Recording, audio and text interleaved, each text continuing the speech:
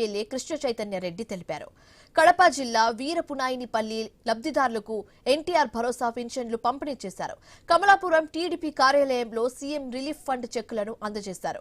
47 మంది బాధితులకు 40 లక్షల రూపాయలు చెక్కులను ఇచ్చారని తెలిపారు. ప్రజా దర్బార్లో ప్రజల నుంచి అర్జీలు స్వీకరించారు. వాటిని పరిష్కరించాలని అధికారులను ఆదేశించారు. ఇప్పటి వరకు 3 కోట్ల రూపాయలు సీఎం సహాయ నిధి కింద కమలాపురం నియోజకవర్గంలో అందించామని ఎమ్మెల్యే తెలిపారు.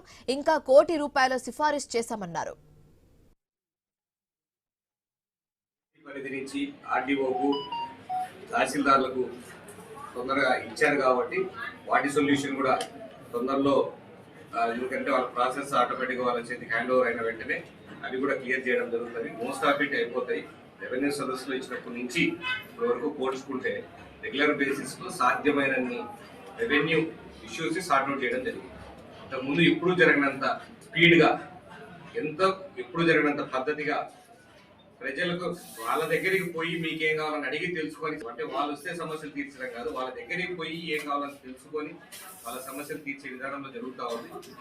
ఇంత విధంగా అన్ని డిపార్ట్మెంట్లకు సంబంధించినవి ఎప్పటికప్పుడు ఫాలోఅప్ చేస్తూ తీసుకున్నట్లు కాకుండా రెగ్యులర్గా దాన్ని ఫాలోఅప్ చేసి ఆ సమస్య సాల్వ్ అయ్యేంత కూడా మేము ప్రయత్నం చేస్తాము.